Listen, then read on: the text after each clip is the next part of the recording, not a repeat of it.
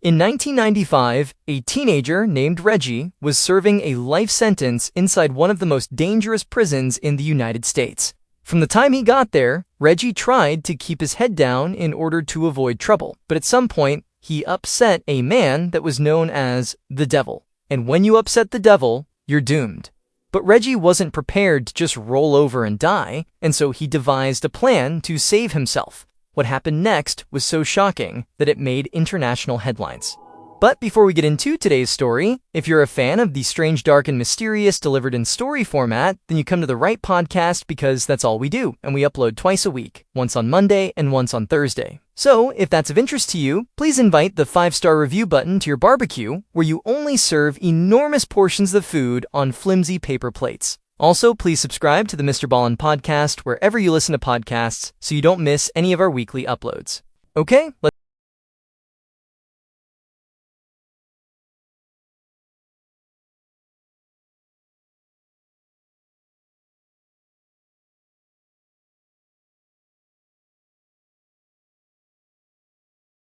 was just a child when his family moved from Louisiana to an area of Los Angeles, California called South Central. When the Coles arrived in 1985, South Central, which had a population of 500,000 people, was seeing a huge uptick in gang violence and drug dealing. But by the time Reggie, the youngest of the 5 Cole children, had turned 10 years old, the family had managed to move from an apartment on 98th Street in one of the most dangerous areas of South Central to 71st Street, one of the few somewhat safe neighborhoods in the area. They lived in a small tan bungalow that had a neat front yard that was bordered by rose bushes and shaded by palm and eucalyptus trees. Reggie's mother was a deeply religious woman. She made sure all of her children attended the local Missionary Baptist church every Sunday. She was also strict and told her 2 daughters and 3 sons that they had to be inside the house every night before the streetlights came on. Reggie's stepfather, who had raised the Cole kids as if they were his own, worked in an aluminum factory. He was from a small town in Louisiana, and in their new South Central neighborhood, he became known for his soul food. On Sundays, the Cole children always looked forward to a big meal of red beans, rice, black-eyed peas, and collards. But for one of the Cole children, the middle son named Kenny, home was not on 71st Street. For him, home was the old neighborhood where the family had lived on 98th Street, where Kenny was part of a violent gang called 9 Deuce Hoover Crips. And when Kenny was 15 and Reggie was 10, Kenny was killed in that old neighborhood in a drive-by shooting. His killer was never caught. Reggie was devastated. Always small and skinny, he had idolized his older brother, and Kenny had always protected Reggie from neighborhood bullies. For a while after the murder of his brother, Reggie continued to do well in school. He got good marks in junior high and joined his other brother as an usher in church on Sundays, and he kept up with school social events, playing basketball and attending his junior high prom. But by the time Reggie was 2 years into high school, all that had changed. Reggie, who had inherited his deceased brother's friends and gang affiliations from the old neighborhood, was gradually sinking deeper and deeper into gang life. Because of his goofy attitude, Reggie became known to his brother's friends as Gumby. Although he still lived at home with his mom, Reggie had moved out of her house and into a shed in her backyard.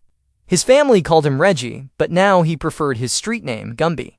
And he'd started dressing down, which meant wearing the oversized jogging suits and sports apparel and expensive sneakers that marked him as a gang member.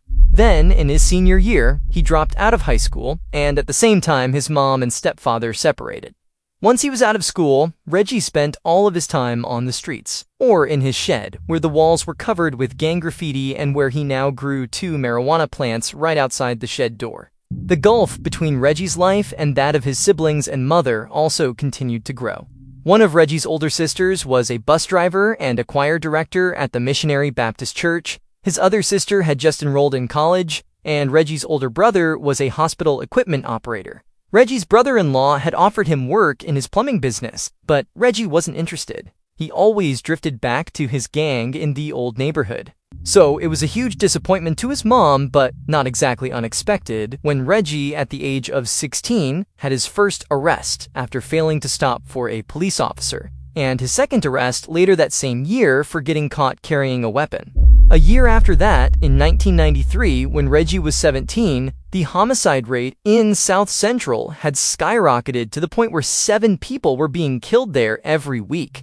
And Reggie was at ground zero for all of that street violence, selling crack at motels along the Figueroa corridor, running 30 miles north and south through the city. Figueroa is one of the longest streets in Los Angeles, and today it has the highest arrest rate in the city for prostitution. Finally, in 1995, when Reggie was 19, his gang affiliations and his criminal behavior caught up with him. On August 1st of that year, Reggie was found guilty of fatally shooting a man who was standing outside of a known prostitution house on Figueroa Street. Reggie was sentenced to life in prison without parole. Immediately after the sentence was read, Reggie was placed in a holding cell at a county supermax facility in South Central until a prison transport bus could take him to his new home, 3.5 hours away in Imperial County. That new home was Calipatria State Prison, one of the most violent maximum security prisons in the California correctional system. A few days later, on the day Reggie was set to leave for Calipatria, he was thin and lanky, standing at almost 6 feet tall but weighing just 140 pounds. He was also still wearing the orange jumpsuit he'd been wearing in county jail. Only now, as he climbed onto the prison transport bus in leg and ankle chains, the orange suit marked him as a brand new prisoner, or fresh fish, in the eyes of the level 4 offenders he would be spending the rest of his life with in Calipatria. As the bus headed east from the county jail in Los Angeles and crossed from the heart of the city into the desert, Reggie began to realize just how bad his situation really was.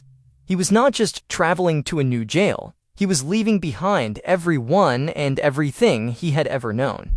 About 3 hours later, while looking out the window of the bus, Reggie got his first glimpse of Calipatria Prison off in the distance. Its sprawling 325-acre complex of fences, towers, exercise pens, and 2-story cell blocks sat in the middle of more than 1,200 acres of sandy, desolate no-man's land.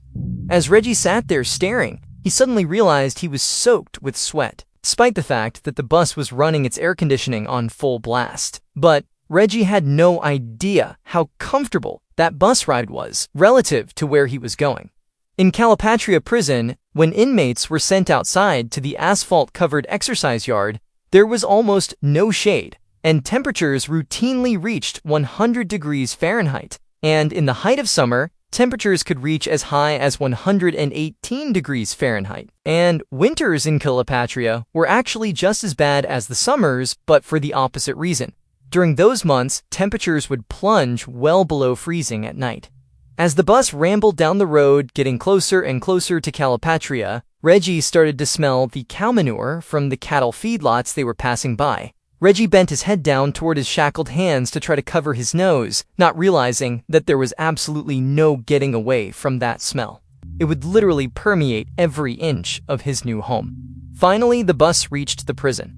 Before entering the prison grounds, the bus had to pass through a heavily guarded and fortified opening in a 13-foot-high electric fence topped with razor wire that outlined the perimeter of the maximum security area of Calipatria. The purpose of this fence, which had enough voltage in it to instantly kill anyone who touched it, was to cut down on prison escapes, and to allow correctional officers, who were outnumbered more than 50-1 by prisoners, to move from guarding the perimeter to patrolling the inside of the prison. However, this shift in manpower had done very little to stop the violence inside the prison. There was hardly anyone in California, including Reggie, who hadn't heard news reports about the horrible attack that had happened in Calipatria 3 months earlier. 5 inmates armed with homemade knives stabbed and beat 8 prison guards. None of the guards died, but the incident sent shockwaves through the state. After passing through the perimeter fence, Reggie's bus continued on towards the main prison. As they got closer, Reggie suddenly felt scared and wished the bus ride could go on for a little bit longer so he wouldn't have to get off. The bus finally reached a large garage just off of one of the main buildings. When the bus pulled into the garage, the inmates saw several guards standing around inside, clearly waiting for them. And behind these guards on the wall was a big security door that led into the prison. It actually went into an area called Receiving and Discharge, or R&D. R&D is where new inmates are cataloged, inventoried, and booked into the prison system and their specific prison facility. The bus driver pulled into the designated parking spot in the garage and then came to a complete stop. As the bus engine idled, and Reggie and all of the other fresh fish sat anxiously on the bus, one of the guards outside, who was carrying a clipboard, stepped onto the bus and chatted with the driver for a moment. Then the guard turned and faced Reggie and the other men on board and started calling out their names one by one. As he did, each man got up and, with their hands and feet in shackles, they shuffled to the back of the bus, where another guard had opened the back door. There, they would walk down 2 steps to the garage floor. The guard at the back of the bus would then yell at them to make their way over to the door that led into R&D, and there, standing outside that door, were several more guards, all armed with pepper spray and batons, who would pat each man down and search them. After the men were searched, they were motioned to walk through the door into R&D. Although the chains and shackles he was wearing had already drilled into Reggie the fact that his life was now totally changed, he was still not prepared for the shock he felt when he finally stepped through the R&D door and was actually inside the prison.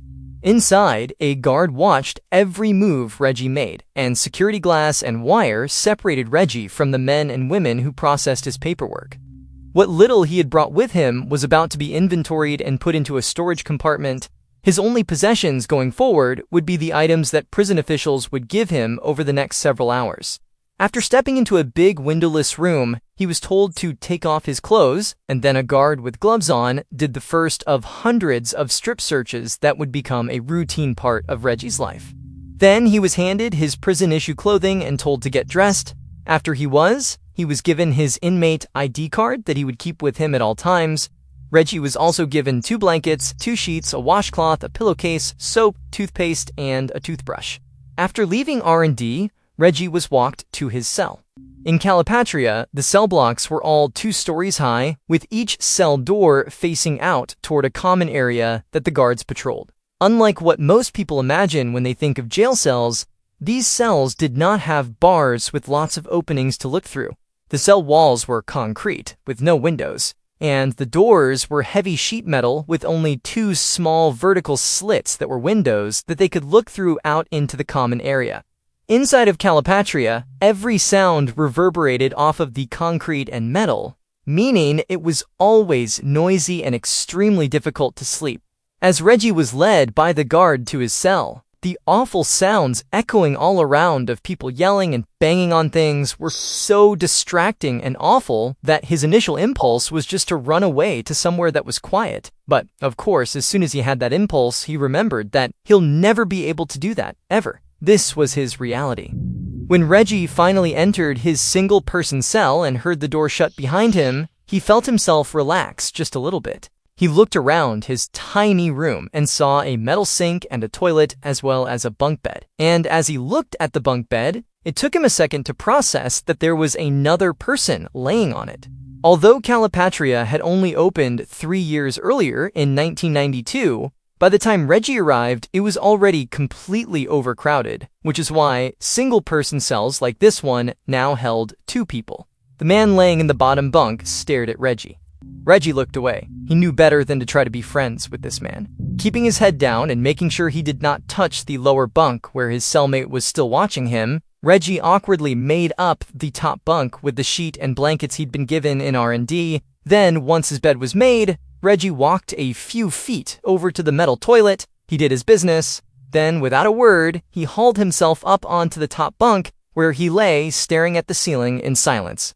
Within the first few weeks of Reggie's arrival, he was given his first lesson in prison survival. He was out in the exercise yard when an older inmate, who was sitting on top of one of the picnic tables, motioned Reggie over. With his elbows propped on his knees, the inmate stared at Reggie as if sizing him up. Then he told Reggie, "You need to find people from your neighborhood, and then you need to join one of the gangs, and if possible, you join the same gang that you ran with on the outside. And don't trust anyone. No one here is your friend. Oh, and make yourself a knife." Reggie thanked him and decided he would take his advice. Inside the prison, Reggie began scanning the inmates for tattoos that signified they were in the crimps, like he had been when he was still a free man. Outside in the yard, Reggie continued to scan the inmates, but He kept to the perimeter where he couldn't be seen as disrespecting anyone or invading their space. Reggie also always carried a homemade knife, which was a toothbrush he had filed down against the concrete. But before Reggie was invited to join a gang which would offer him protection, he was challenged. Reggie had been making his usual perimeter walk out in the yard when a bigger inmate and a few of his crew walked over and stood in front of Reggie, blocking his path. Then the main guy started muscling Reggie against the fence. Reggie already knew what happened to Fresh Fish, who did not stand up to the first sign of any kind of disrespect or aggression. In fact, he'd seen it over and over again right in his own cell. His cellmate, the same one who'd been laying on the bottom bunk when Reggie first arrived, had made the mistake of thinking a few visitors to their cell, men neither of them knew, were there as friends. His cellmate had welcomed them inside and shook hands with them, while Reggie had remained on the top bunk and pretended to be asleep. The men who had come inside immediately grabbed Reggie's cellmate, threw him on the ground, and raped him. When they were done, they left without touching Reggie. Because Reggie's cellmate had not fought back during this first assault, these men would come back many more times, and each time Reggie would be forced to listen to it while he lay still and silent in his top bunk. And like most of the inmate-on-inmate attacks at this prison, the rapes went unreported. Even if a guard took a charge like that seriously, the consequences of snitching on another inmate were much worse than any punishment a correctional guard could deal out. So, out in the yard, as Reggie found himself being muscled against the fence by this big guy, the thought of his cellmate being raped over and over again ran through Reggie's mind. He knew he had to stand up for himself. So Reggie reached into his waistband, he grabbed his homemade knife, and he stabbed the bigger inmate in the side. His aim was not to deliver a wound that would kill or be so serious that the guards would have to investigate, but to use his weapon for defense and intimidation. From that day forward, while Reggie would never be known as a brawler, he did start to build a reputation as someone who was quick to use his blade, and therefore someone who was not to be messed with. Shortly after this stabbing, Reggie was welcomed into a gang called the 49 Deuce Crips. All the Crips at Calipatria were run by a single man, one of the most violent inmates there, a 200-pound bodybuilder named Eddie Clark, who went by the nickname El Diablo, or the Devil. For El Diablo, Calipatria was not just his home, it was his business. Calipatria was known as a money prison, where drugs were just as pervasive as unchecked violence. Reggie had seen dozens of inmates smuggle crack and heroin around the prison. They would put the drugs inside balloons before inserting them into their bodies, a practice that was extremely risky because the balloon could break or disintegrate once it was inside of them. And all this was part of the drug empire that was ruled by El Diablo. Even the guards recognized his power as Calipatria's shot caller, allowing him to wear a bright orange do-rag wrapped around his head out in the prison yard. Under the general protection of his new gang and their leader El Diablo, Reggie's life got noticeably better. Not only was he now much more safe at the prison, but being a part of this gang also allowed Reggie to feel somewhat human again. Whether it was playing basketball or leaning up against the picnic tables and chatting with fellow gang members, Reggie finally had people around him that he felt like he could trust. But, like everyone else in the Deuce Crips, Reggie did his best not to interact with or attract any attention from El Diablo. Because even though El Diablo was their boss and main protector, they were all afraid of him. El Diablo was only 34 years old, but he had spent 20 of those years behind bars. When he was a juvenile, he beat another teenager to death. When he was an adult, he sexually assaulted an elderly woman and shot her son in the course of robbing their house. In prison, El Diablo was known to turn on people, even his own people, suddenly, viciously, and without warning. The Devil was also connected to prison staff. 2 years after he'd entered prison, he'd fallen in love with one of the corrections officers who oversaw one of the common areas where the Devil spent time. He wrote her an 8-page-long love letter where he told her that, quote, she had 75% of his heart.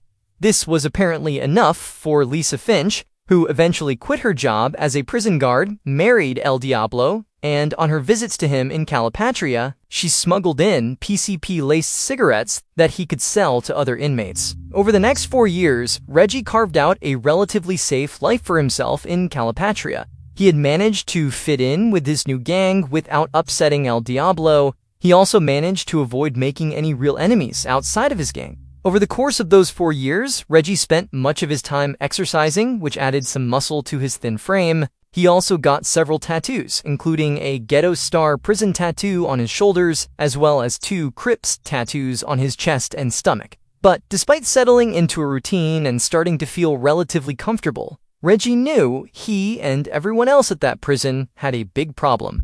By 2000, so 5 years into Reggie's prison sentence, El Diablo had gone from just being a very intimidating inmate to being a monster.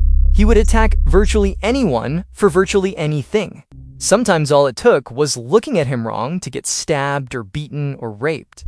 This, of course, made life inside of the prison even more precarious than it already was, as no one knew who El Diablo's next target was going to be. By the fall of 2000, the devil, who was now manufacturing alcohol from the fruit juice he stole from the prison kitchens, had developed such a substance abuse problem that some of his own fellow gang members had tried, unsuccessfully, to stage an intervention. As one inmate recalled, when he was drunk, he was an animal. If he raped you, nobody was going to say anything. But it would turn out that out of all the violent and dangerous offenders in Calipatria who might have stood up to El Diablo and challenged his authority, it would be Reggie, one of the least ruthless inmates, who would finally do it. In late October of that year, an inmate using a slingshot fired a homemade dart at one of the corrections officers out in the prison yard. The dart missed and stuck into a gate post instead. Immediately, the guards ordered all the inmates to lay on the ground so they could do a weapons check to see who had thrown the dart. The guards didn't discover who had thrown it. However, during their search, they did find a homemade knife inside of a cotton glove laying out in the grass. The guards didn't know this, but the knife belonged to El Diablo's cellmate, who was one of El Diablo's most trusted lieutenants. And so as the guards picked up the knife and began asking whose it was, every inmate in the yard knew El Diablo was going to do something to protect his cellmate from getting caught.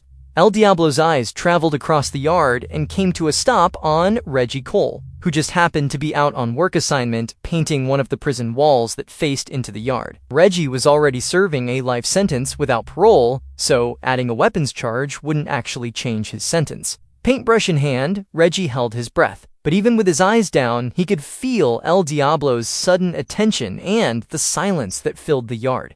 Reggie looked up and saw the devil staring right at him. Then El Diablo made a single motion with his hand, pointing to the knife in the corrections officer's hand. He might as well have shouted his order. "You, Reggie, you take the blame for this." For just a moment, Reggie's mind went blank. Then he saw in his mind what would happen if he agreed to do this for the devil. He might be sent to solitary confinement. He might have his family visitation rights revoked. And he would be publicly submitting to another inmate, which would make him look weak. And if he agreed to submit this one time, then he'd likely spend the rest of his life at Calipatria under the thumb of other inmates. So, with El Diablo staring at him expectantly, Reggie paused and then said the words that changed the course of his and El Diablo's life. "No, not my knife," Reggie said. The silence that followed the statement was deafening. Even the corrections officers looked stunned. Reggie did not look at El Diablo, but both men knew at that moment Reggie was now a marked man. El Diablo would make sure that Reggie paid the highest price possible for refusing this direct order. Over the next 4 weeks, Reggie expected to be attacked by El Diablo or one of his henchmen at any moment. As the nights grew colder, Reggie would lie in his bunk sleepless thinking about his options. The way he saw it, there were only 4 of them. He could submit to El Diablo and do whatever he wanted to pay for his insubordination. He could snitch on El Diablo to the guards. He could kill El Diablo, or he could be killed by El Diablo. Reggie obsessed over these 4 choices. He'd pace around the perimeter of the exercise yard, keeping a very wide berth around El Diablo, weighing out the pros and cons of each action. Finally, Reggie made up his mind. He didn't know exactly how it was going to happen, but he knew he'd be ready when the time was right. It all happened on the morning of November 28, 2000, roughly 1 month after Reggie had refused to take the blame for the knife. That day, Reggie was walking around the perimeter of the exercise yard when he noticed the devil walking toward him. The devil wasn't even trying to sneak up on Reggie. It seemed like he wanted Reggie to know that he was about to get attacked. Reggie stopped and just watched the devil as he got closer, not really sure what he should do. When the devil was finally right in front of him, he didn't say anything. He just reached out and grabbed Reggie's shoulder with his left hand and then with his right. He drove a knife into Reggie's side, not far enough to be a lethal blow, but enough to send a very painful message that Reggie's days were numbered. As he pulled the knife out of Reggie, El Diablo leaned forward and whispered into Reggie's ear, "You are my bitch." And then he chucked the knife onto the grass and casually walked away. Reggie pressed his hand over his wound, he gritted his teeth, and he walked in the opposite direction of El Diablo over towards the fence. There was nothing anyone could do for him. The guards made no sign of having even noticed the attack, and even if they had, Reggie, like other victims of El Diablo's violence, would have lied. About 15 minutes later, a bell sounded, signaling the exercise period was over. The guards and inmates knew the drill. The inmates would line up and be searched for weapons or contraband before they were allowed to re-enter the cell blocks.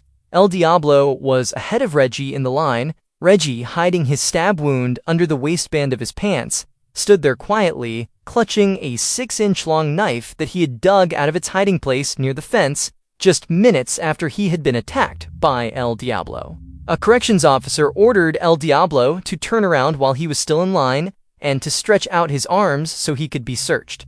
The devil did this, and as he was turned around, he stared menacingly at Reggie. On the devil's right forearm, there was a tattoo of a hand gripping a sword. On his right ribcage was a self-portrait of El Diablo slitting a man's throat.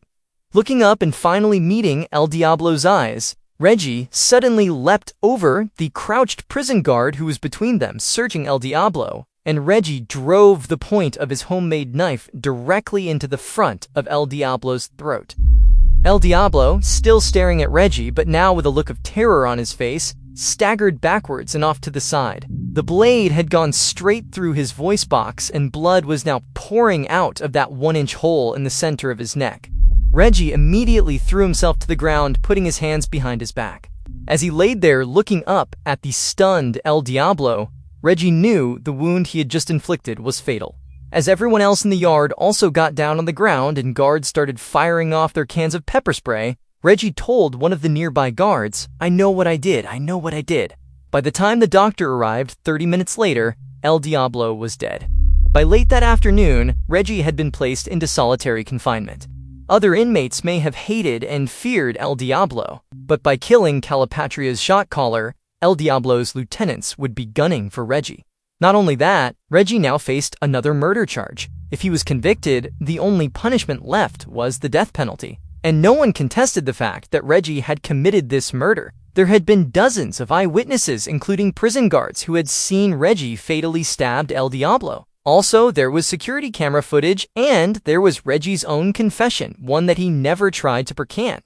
Instead, Reggie actually went on record saying that he felt bad for killing El Diablo because El Diablo was a human being who had a family that was going to hurt when they heard the news. But Reggie also insisted that he murdered El Diablo in self-defense. If a judge accepted this, the first-degree murder charge would be dropped to manslaughter and Reggie would escape the death penalty, but he would still face 10 years in solitary confinement.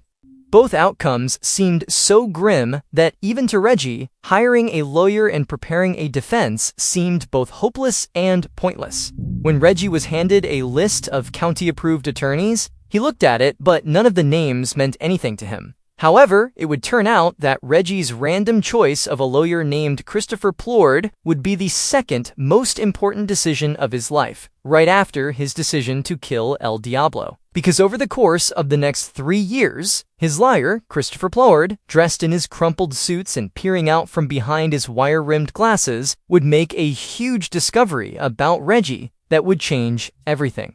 And the way Christopher made that discovery was by digging into the murder case that had landed Reggie in Calipatria in the first place. 6 years before the murder of El Diablo, late on the night of Monday, March 28, 1994, two LAPD homicide detectives arrived at the scene of a murder. It was right outside of a known house of prostitution on Figueroa Street, the street in South Central that Reggie used to spend a lot of his time on. The victim was a 29-year-old man named Felipe Gonzalez Angeles. He was found lying on the ground with a gunshot wound in his back. The police located the prostitution house manager, a pimp named John Jones, who also became their star eyewitness. According to John, who saw the attack from the second-floor window of the house, he said Felipe showed up to the house that night in a car with two other men. Felipe had gotten out, he had walked up to the door and knocked loudly. When one of John's staff members had opened the door, Felipe had asked to see a specific prostitute, but he was told she was busy. So Felipe turned around and started walking back toward the car where his other two friends were. But before he could get to the car, three teenagers, two of which had guns, appeared out of the darkness and demanded Felipe give them his money. They also yelled at Felipe's two friends who were in the car to do the same thing. But Felipe and his friends didn't speak English and just stood there seeming confused. At which point, the teenagers just started shooting at Felipe and his friends in the car. Felipe got hit in the back as he tried to flee, and his friends, they sped off in the car. The teenagers turned and ran down an alley, but before they disappeared, John said he noticed one of them was limping. John figured in the chaos, this teen had gotten accidentally shot in the leg by his own friend or even by himself potentially. A few weeks after the murder, a tip from police working a different crime altogether would lead those two LAPD detectives who arrived at Felipe's murder scene to Reggie Cole and his friend and fellow Crip, Obie Anthony, who were both in jail at the time on charges of suspected carjacking. One of the two detectives brought Reggie into an interrogation room, and during the questioning, the detective examined Reggie's legs, and very quickly, he found a gunshot wound. Based on the presence of this gunshot wound on Reggie's leg and the eyewitness testimony of the pimp, John Jones, Reggie and Obie were both found guilty of murdering Felipe Angeles, and they both were sentenced to life in prison without parole. But looking at that case 6 years later, with his client, Reggie, in solitary confinement facing yet another murder charge, all Christopher Plord saw were some very big cracks in the LAPD investigation. Over the next 3 years, Christopher unearthed forensic evidence showing that the bullet that killed Felipe had not been fired from street level, but rather from above, maybe even from the roof or from John Jones's own apartment window. There were no fingerprints at the crime scene that matched Reggie's or Obie's, and no witness could ever identify Reggie as the shooter. John Jones himself had retracted his own testimony, saying that he had told the cops what they wanted to hear in exchange for a lighter sentence when it came to his own crime of running a prostitution house. But by far, the most surprising and damning discovery Christopher made about Reggie's case had to do with the wound on Reggie's leg. It was indeed a gunshot wound. However, it was not anywhere near recent. It was the result of an accident that had happened to Reggie when he was 13 years old, 5 years prior to the murder of Felipe Angeles. And when the LAPD detectives saw this wound in the interrogation room, they would have known it could not possibly have happened recently. It was just a big scar, and Reggie clearly wasn't affected by it. He was not limping at all. In addition to the extremely flimsy case against Reggie for that murder charge, another factor that enhanced the likelihood that Reggie was innocent was Reggie's own behavior after getting convicted. In Calipatria, where violence was power and inmates proudly talked about being killers, Reggie was one of the only inmates who insisted he was not a killer, that he was innocent of his crime. And whenever he wasn't in his cell or working or exercising in the yard, he was spending hours in the prison law library researching wrongful convictions. In February 2008, after Reggie had spent 14 years in prison, 8 of those years in solitary confinement, his lawyer, Christopher Plord, took Reggie's original murder case back to court. And this time, the judge decided that Reggie was innocent, that he had been wrongfully convicted. Following that decision, the state prosecutor agreed to drop the capital murder charge against Reggie in the death of El Diablo, Instead, he reduced the charge to 10 years in solitary confinement for manslaughter, agreeing that in killing El Diablo, Reggie had acted in self-defense. By the time that ruling came down, Reggie had already spent 8 years in solitary, which were counted towards his 10-year solitary sentence. So, 2 long years later, on May 15, 2009, Reggie Cole finished his solitary confinement sentence and walked out of Calipatria State Prison. He was a free man once again. But Reggie was hardly a happy man. Wrongfully imprisoned for a murder he did not commit, Reggie was only cleared and made free again because of a murder he did commit, and this haunts him. After Reggie's friend, Obie Anthony, was also determined to have been wrongfully convicted, he too was released. In October 2012, the city of Los Angeles paid $8.3 million to Obie Anthony, and in January 2017, it paid $5.2 million to Reggie Cole. Thank you for listening to the MrBallen podcast. If you got something out of this episode and you haven't done this already, please invite the 5-star review button to your barbecue, where you only serve enormous portions of food on flimsy paper plates. Also, please subscribe to the MrBallen podcast on Spotify, Apple Podcast, Amazon, Google, and anywhere else you get your podcasts. This podcast airs every Monday and Thursday morning, but in the meantime, you can always watch one of the hundreds of stories I have posted on my YouTube channel, which is just called MrBallen. If you want to get in touch with me, please follow me on any major social media platform and then send me a direct message. My username is just @MrBallen, and I really do read the majority of my DMs. Lastly, we have some really cool merchandise, so head on over to shopmrballen.com to have a look. So, that's gonna do it. I really appreciate your support. Until next time.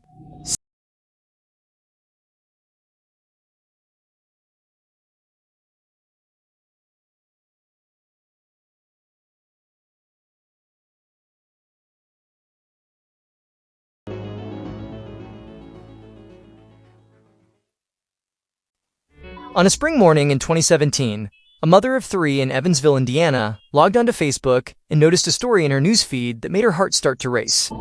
Just a couple of hours earlier, the body of a young woman had been found in a field one town over, and police still had no clue who the young woman was. Now, the physical description was vague, but it matched all 3 of the mother's daughters. So right away, she picked up her phone and began trying to reach each of them to make sure they were okay. Her 2 youngest girls replied within minutes, but the oldest one of them did not. And with every minute that passed by without a word from her, the mother became more and more frantic until she finally reached out to a friend of hers on the police force. And what she would soon learn, before the morning ended, would change her family's life forever, and change the course of 2 separate police investigations.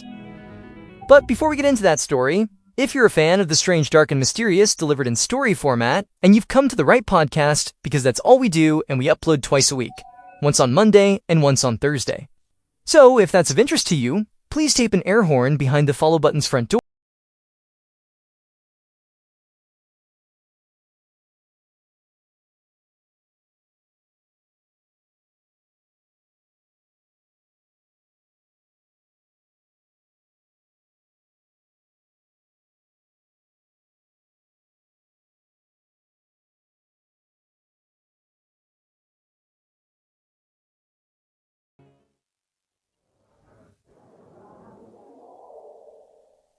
On the afternoon of Sunday, April 23, 2017, 20-year-old Haley Rathgaber walked across the busy dining room of the Texas Roadhouse restaurant in Evansville, Indiana, carrying 2 plates of hot food from the kitchen. Haley stopped at a table near a window and set the plates down in front of a pair of customers. Then she gave a big smile and told them to enjoy the meal. But as Haley walked back towards the kitchen, she happened to glance up at the clock on the wall, and when she saw the time, her smile totally disappeared, and she felt this jolt of anxiety. Haley knew in a little under an hour, her shift would be over, and she would no longer have work to take her mind off this insane secret that she was keeping from almost everybody she knew. Earlier that month, one of Haley's best friends, a young woman named Jordan Hughes, had lost her 10-month-old baby in a devastating accident. Jordan's boyfriend, who was not the baby's father but was helping take care of him, had been home alone with the baby. He'd strapped the baby into a car seat and started walking down the stairs in the house when he suddenly tripped over a diaper bag and he and the baby both went tumbling down the steps, which ultimately resulted in the child's death. Or at least, that's what he had told his girlfriend Jordan and the police. Jordan had gotten the news quickly about her child and rushed to the hospital, hoping her baby would survive. And she told Haley everything that had happened and asked Haley to go to her house, pick up some things for her, and bring them back to the hospital. But when Haley got to Jordan's house, she quickly realized that the story Jordan's boyfriend had told them didn't make any sense. The diaper bag that the boyfriend had supposedly tripped over was neatly placed on the couch, and it looked like it had never even been used, let alone tripped over in this dramatic fashion that the boyfriend had described. Haley had also noticed there was no scuff marks on the stairs or the nearby wall. Nothing anywhere inside the house appeared to be damaged or in disorder, and practically everything she saw seemed to contradict the boyfriend's story. And so by the time Haley had left Jordan's house, she was convinced that Jordan's boyfriend, a guy named Thaddeus Rice, was lying. And when the baby had eventually died at the hospital, Haley felt almost positive that Thaddeus had something to do with the baby's death. Back in the busy restaurant, Haley grabbed more food from the kitchen and delivered it to one of her tables. For some reason, whenever she was helping customers or talking to her close friends she worked with, a small group that called themselves the Roadies, she could totally block out everything she'd seen in Jordan's house. The second she closed out her final table, Haley felt like she might have a panic attack right there in the middle of the restaurant. Haley took a seat at the restaurant bar and tried to catch her breath. She removed her work apron and then reached inside the front pouch of the apron and pulled out a thick wad of cash, her tip money for the night. She slipped the cash into her jeans pocket and just kept taking deep breaths, trying as hard as she could to calm herself down. Haley suddenly felt a hand on her back, and she turned and saw her friend and coworker, Ainsley Bowles, take the seat next to her. Haley had only shared the secret with two people, her mother and Ainsley. And while Haley's mother had told her to go talk to the police immediately about Thaddeus, Ainsley understood why Haley still had not done that. Because Ainsley and Haley were both afraid of Thaddeus. He was their friend's boyfriend, they'd always tried to get along with him, but they knew Thaddeus had a criminal record and had been involved in at least one rape case. Ainsley asked Haley how she was holding up. But before Haley could answer, another member of the roadie crew, Jake Allen, walked up to the bar and announced that he was hosting a small hangout after he got off work, and if anybody wanted to come over and have drinks, they were welcome. He said so far, their friend and fellow roadie Isaiah would be there, but he was hoping more people would come. Haley thought about it for a second.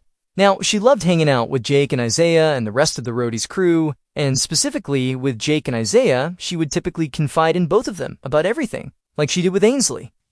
But right now, she just didn't want to tell these guys what was going on with her, because Jake and Isaiah could be very protective of Haley and Ainsley, and she didn't want them doing anything stupid or drastic once they learned about her theory around Thaddeus and the baby. Also, Haley and Ainsley had a big exam in one of their college classes the following morning. And so ultimately, Haley and Ainsley thanked Jake for the offer, but said they would both have to pass this time. Jake said he totally understood, but if either of them changed their minds, they knew how to reach him. Jake returned to work, and Haley and Ainsley stayed at the bar. And at some point, in a voice barely above a whisper, Ainsley asked Haley if she was going to finally tell Thaddeus's girlfriend, or the cops, about her suspicions. Haley looked down and said she still had no clue. Every time she thought about it, she got so scared about what Thaddeus might do to her.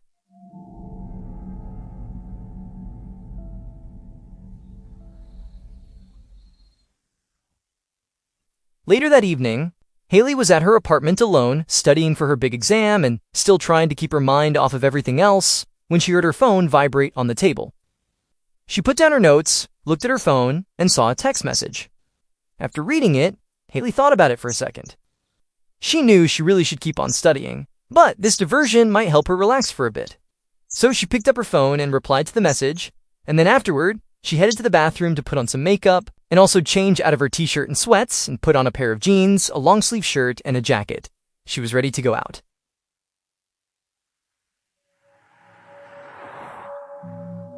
The next morning, so April 24th, a woman was driving her daughter to school along the route she always took. She knew this route so well, in fact, that sometimes she found herself zoning out completely while driving it, almost like she was on autopilot. But on this morning, as she approached the soccer field that stood out from the endless grassy overgrowth that surrounded the area, something caught this woman's attention. At first, she couldn't make out what she was seeing. All she could tell was that there was something strange in the soccer field's gravel parking lot. And then, as she continued down the road and got a little bit closer and realized what she was seeing, the woman slammed on the brakes and told her daughter to wait in the car. The woman got out of her car and ran over to the soccer parking lot, hoping maybe her eyes had just played a trick on her and she hadn't really seen what she thought she saw. But when she got closer, she knew she had been right. She grabbed her phone and called 911.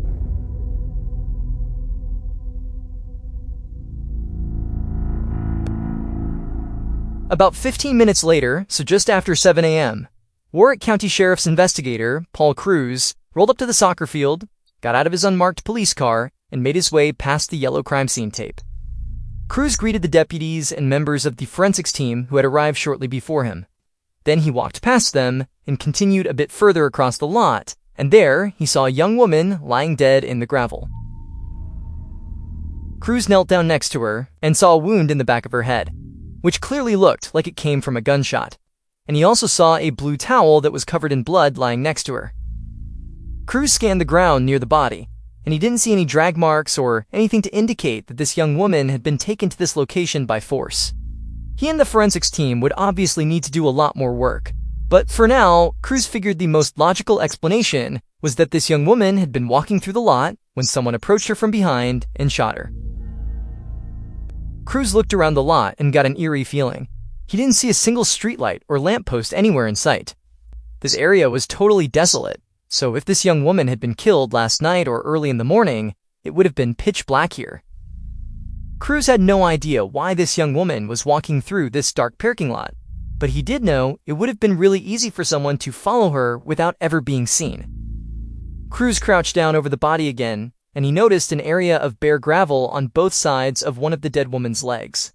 It almost looked like she'd made a partial snow angel in the gravel with that leg, and this really upset Cruz, because it likely meant that this young woman had not died immediately after being shot. She'd fallen to the ground and squirmed before dying. Cruz stood back up and stepped away from the body, and then asked a crime scene investigator if he or anyone else had found a wallet or any kind of ID at the scene.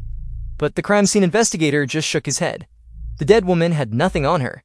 Wallet, no cell phone, no keys, nothing. They had no idea who this victim was.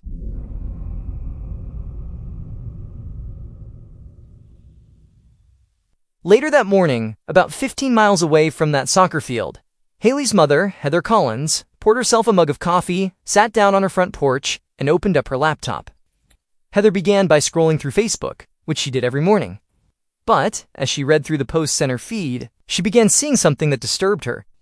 All her friends from town were posting the same story from the local news. It was about this unidentified young woman who was found dead that morning outside of town. Heather's kids were 3 young women, all close in age, and so Heather immediately felt the maternal instinct to check on them and make sure each of them was okay. And so she promptly sent text messages to her 2 youngest daughters, and then also to Haley, her oldest daughter. And within minutes, her phone lit up, and Heather was relieved to see responses from her 2 younger girls. But she didn't get a response from Haley. However, she wasn't surprised, because she knew Haley had an important exam that morning, and Haley usually prioritized school over anything else. But an hour went by, and Heather still had not heard from Haley, so she called Haley's phone. The call went straight to voicemail. Heather left her daughter a message, trying to disguise how worried she was starting to feel. The next 30 minutes slowed to a crawl, as Haley still didn't get in touch with her mother. And so finally, Heather picked up her phone again, and she called Haley's friend, Ainsley, who went to the same college as Haley. Ainsley answered, and before Heather could even explain why she was calling, Ainsley asked her what was going on. She said Haley had not shown up to class that morning and missed the big exam. When Haley's mother heard this, she immediately felt sick to her stomach and had this horrible sense of dread come over her. Heather hung up and began talking aloud, trying to soothe herself. This was not her child out by the soccer field. It couldn't be her. It can't be her. Heather kept repeating this over and over again like a mantra, trying to convince herself that Haley was really safe. But it didn't work. So, after desperately waiting to hear back from Haley for a bit longer and still not hearing from her, Heather grabbed her phone once more and called a friend of hers who happened to be a detective for the Evansville Police Department. And when the detective answered, Heather told him that she had heard the news about the unidentified body, and she couldn't get in touch with her daughter Haley, and she was now really worried. Heather's detective friend told her that given where the body was found, that this case was actually out of his jurisdiction. However, he did have some contacts at the Warren County Sheriff's Office, and he said he would call them to see what he could find out. Heather provided her detective friend a physical description of Haley. She had long, light brown hair with blonde highlights, and her teeth were always really bright white. Heather also told the detective the type of clothing Haley typically wore, and she sent him pictures of Haley's tattoos. Then she hung up and waited. A short time later, Heather's phone rang. It was now the Warren County Sheriff's Office calling, and when they spoke to her, they said they actually wanted to speak to her in person. Haley's mother immediately began to shake, and she felt the blood drain from her face. She could think of only one reason why they would want to talk to her face to face, and she just wanted to curl up and die. Anything but face the news she knew she was about to hear. A short time later, Heather heard a knock on her door. When she opened it up, she saw it was deputies from the Warren County Sheriff's Office. Heather immediately began to shake all over, and she felt the blood drain from her face. And as soon as she heard one of the deputies utter the words, "I'm sorry," Heather broke down and collapsed to the floor. Her daughter Haley was dead.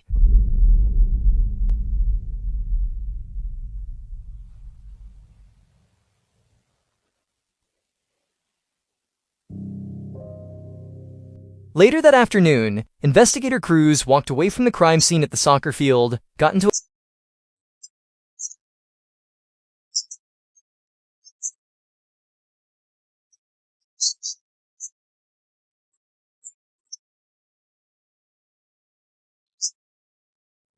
He and his team had thoroughly combed the crime scene and the area surrounding it, but almost nothing had come from their search.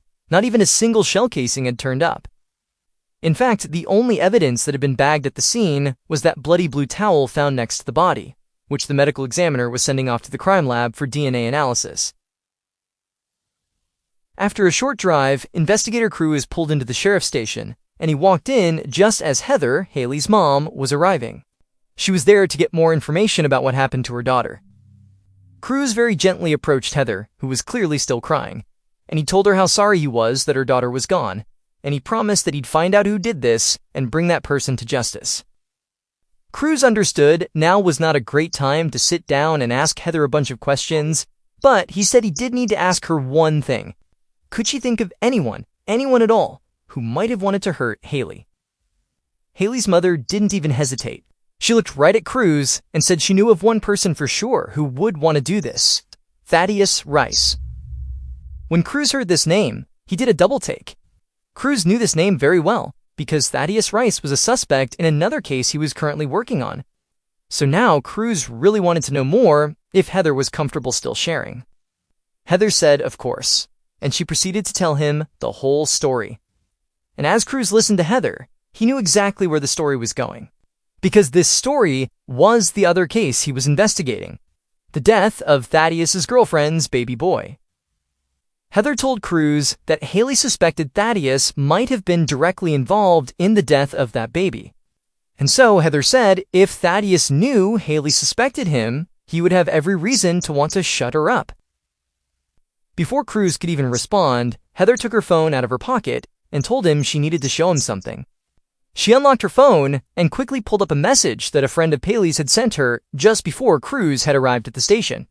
It was a video that Thaddeus had recently posted to his social media. And in this video, Thaddeus is seen posing with a gun. Immediately after seeing this video, Cruz thanked Heather for the information, and he turned around, got back into his car, and drove to Thaddeus's workplace. And when he got there, Thaddeus happened to be outside on a break.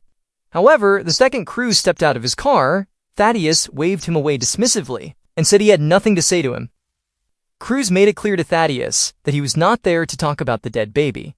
Instead, he was there to talk about Haley. Thaddeus just stared back at Cruz, and Cruz honestly couldn't tell if Thaddeus was confused or scared.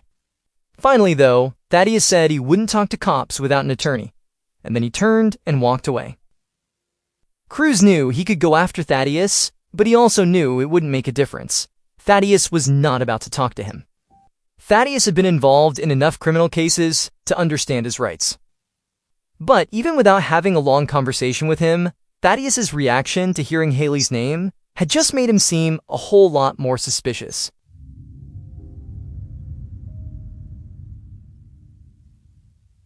Around the same time Cruz was confronting Thaddeus, a young man named Isaiah Hagen sat on his front porch staring at his phone. Isaiah was Haley's close friend and coworker, one of the members of the Roadies crew, and right now he was looking at a series of text messages from other members of that group, specifically his friends Jake and Ainsley, saying that Haley had been found dead by the soccer field just outside of town. And so Isaiah was just processing it and beginning to cry, and then right at that moment, he heard his mother inside the house behind him, and he instinctively just got up, went inside, and hugged his mom, and began crying even harder. She asked him what was wrong, and Isaiah told her about Haley, and his mom couldn't believe what she was hearing. She worked for the county sheriff, so she knew all about the young woman who'd been found at the soccer field, but she had no idea this young woman was one of her son's good friends. Isaiah hugged his mother tighter and told her that none of this made any sense, because he'd just seen Haley the night before, and everything had seemed fine. How could she be dead? Isaiah's mom pulled away from him, and she told him she understood how upset he was, but he really needed to go talk to the lead investigator right away, because even if Isaiah didn't realize it, he might have seen something or heard Haley say something last night that could help investigators find her killer. Cruz was at the station sitting at his desk looking through Thaddeus's rap sheet when his phone rang. He picked up the call, and Isaiah introduced himself and said that his mother worked at the sheriff's station. Cruz asked if everything was okay, and Isaiah said he was calling about his friend Haley, the girl who had been found at the soccer field. He explained to Cruz that he had just seen Haley the night before, and he wanted to help if he could. Cruz told Isaiah that he could help by walking him through everything he remembered from the previous night. This would help Cruz flesh out the timeline of Haley's final hours. Isaiah told Cruz that the night before, he had been at his friend Jake Allen's place playing video games when he got a text message from Haley. Then in this text, she said she was going to meet someone at a local park where the college students sometimes hang out. And she asked Isaiah if he could give her a ride because she didn't want to leave her car there. Isaiah said that was no problem, so he had left Jake's place, went to Haley's, hung out with her for a minute, and then drove her to the park. Isaiah told Cruz he had no idea who she was meeting. He said he didn't ask her about it because it felt like it was none of his business, especially if she was meeting up with some guy who she was romantically involved with. Isaiah said after he dropped Haley off, he just went back to Jake's house and kept playing video games until very early in the morning. Inspector Cruz kept listening and writing everything down, but then suddenly Isaiah just went silent, and Cruz could hear him trying to catch his breath. And when Isaiah started talking again, it was clear he was very upset. He told Cruz he felt really guilty now, and he wished he had asked Haley who she was meeting, because maybe he could have done something to protect her, or at a minimum today been able to provide the police a suspect. Cruz told Isaiah that he appreciated him calling in, and that he would follow up if he had any questions. After getting off the phone with Isaiah, Cruz quickly scanned the list of coworkers that Haley worked with at the Texas Roadhouse, and just as he remembered, there was Jake Allen's name and a phone number right next to it. And so Cruz called Jake and asked him if he could verify the times he had hung out with Isaiah the night before, and Jake corroborated Isaiah's story. But while speaking to Jake, Investigator Cruz looked up Jake's address, and he saw that Jake lived very close to the park where Isaiah said he dropped Haley off, and that park was only a few miles from the soccer field where Haley was found dead. And so Cruz began to question Jake about his own activities the previous night, and pretty quickly, the call took a very weird turn. Now, Cruz considered all of Haley's friends and coworkers to be possible suspects, but he really thought this call might just be a chance to cross Jake off his list. But Cruz noticed that Jake suddenly started to sound very nervous and defensive as soon as his actions were called into question. Jake insisted that he hadn't seen Haley at all the previous night. In fact, he hadn't seen Haley since work that afternoon. He said he had invited her and their other friend Ainsley over to hang out, but they both had declined. And then after talking about Haley for a minute, Jake suddenly shifted gears back to Isaiah, saying he thought it was very strange how Isaiah would just drive Haley out to the park and leave her there. Cruz let Jake keep talking, but he wondered if Jake had something to hide, and if that's why he was throwing suspicion onto his friend Isaiah. After hanging up with Jake, Cruz went back to his list of everyone who had worked at the Roadhouse with Haley. Up until this call, Cruz had really only been focused on Thaddeus, who didn't work at the Roadhouse, and he definitely still considered Thaddeus a major suspect with a very clear motive. But now, Cruz felt like he really should put some additional attention on the Roadhouse employees, specifically Jake and Isaiah.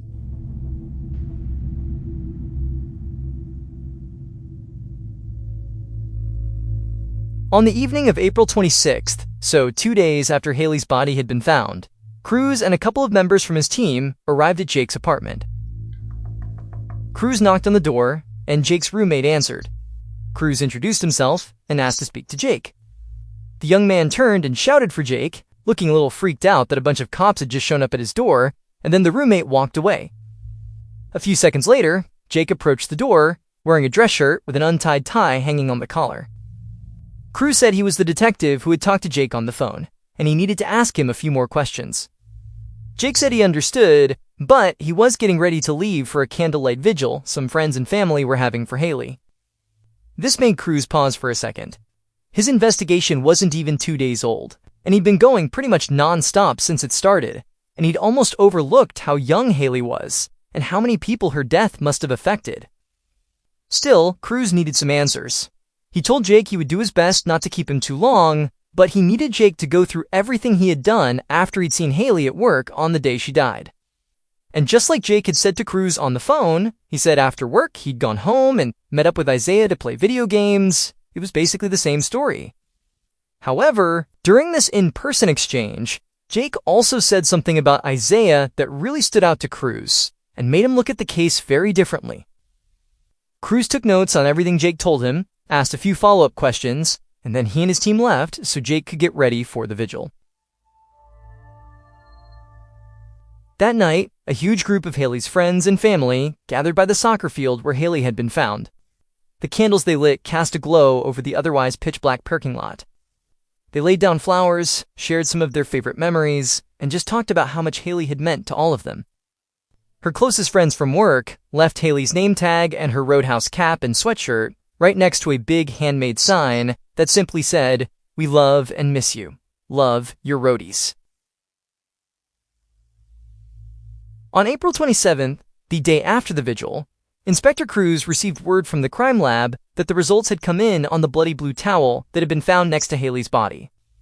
Only one DNA profile was found on the towel, and much to Cruz's disappointment, it was Haley's. Cruz had hoped he would catch a break and that these results would lead him right to the killer. But now that he knew that was not going to happen, he methodically went through his list of Haley's friends and coworkers another time. Thaddeus, who remained one of Cruz's primary suspects, still refused to say anything without a lawyer. But almost everyone else who had known Haley was willing to help and tell Cruz whatever they could. And the more Cruz spoke to Haley's friends, the more convinced he became that he was much closer to solving this case than he had initially thought. Because a lot of Hale's friends said things that pointed him in the same direction. So Cruz came up with an idea of how he might be able to track Haley's movements before she got to the soccer field where she was ultimately found. He got in his car, headed to Haley's neighborhood, and just started knocking on the door of every house or apartment complex he saw that had a security camera or a doorbell with a video camera. He asked anyone who answered if he could have the footage from their cameras to help him solve a crime. And everyone he spoke to said he absolutely could. And so after Cruz collected all of that footage from Haley's neighborhood, he did the same exact thing in Thaddeus's girlfriend's neighborhood, which is where Thaddeus spent most of his time. Over the next couple of days, Cruz sat at the station and sifted through hours upon hours of security footage that he had collected. The experience began to remind Cruz of the old cliché about watching paint dry, and at times, Cruz felt he'd much rather be looking at a freshly painted wall than at endless grainy footage of houses and apartment buildings in suburban Indiana. Cruz kept fighting off sleep and tried to keep his eyes glued on the footage as hours passed by without anything eventful happening, until he hit pay dirt. For a second, Cruz wasn't even really sure he was seeing what he thought he was seeing. After all, watching this footage for so long, it basically sent him into a daze. So he rewound the footage and watched it again, and this time he was sure he did see something that would help him close the case and bring Haley's murderer to justice. Cruz watched more footage to make sure he wasn't missing something. He also worked with his team to collect cell phone data, and he carried out a few more interviews just to be certain he was on the right track. And on April 29th, just 5 days after Haley's body was found, Inspector Cruz knew he had found Haley's killer. He arrested them, and after that, he discovered exactly what had happened to Haley on the night she died.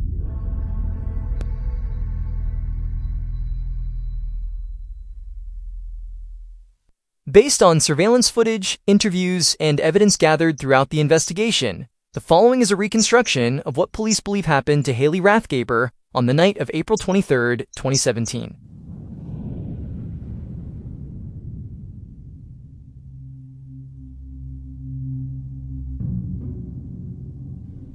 Around 10:30 p.m. that night, the killer fished a 9mm handgun out of the closet and then left to go meet up with Haley. Haley got into the killer's car, and the killer began driving her to the soccer field just outside of town. When they got there, Haley and the killer stepped out of the car and began walking across the gravel parking lot near the field, with only the headlights of the killer's car and the flashlight on Haley's phone to light the way. As they walked, the killer let Haley walk ahead of them, and without Haley noticing, the killer silently drew their 9mm handgun, raised it up, aimed, and fired a single shot into the back of Haley's head. Haley stumbled, and the killer took several steps back and watched as she fell. Haley collapsed onto her back. The only part of her body that was working now was her left leg, which she jerked back and forth in the gravel as her brain slowly shut down. The killer just stood there and watched as Haley died. And in that moment, for a second, the killer felt bad about what they had just done. But regardless, after she was dead, the killer turned away from the body, went back to their car, and grabbed a blue towel they happened to have in the back seat. The killer then walked back to Haley's body, knelt down, and used the towel to wipe up some of the blood. After that, they put the towel down, and then scooped up Haley's phone off the ground. They also reached into her pocket and pulled out her wallet, which contained $200 in cash. And then the killer stood up, took one more look at the body, and then turned and ran back to the car, carrying their gun and Haley's stuff with them. Later that night, the killer went to their friend's place, hung out playing video games all night, without ever showing the slightest hint of what they had just done. Haley's close friend and fellow roadie, Isaiah Hagen, was her killer.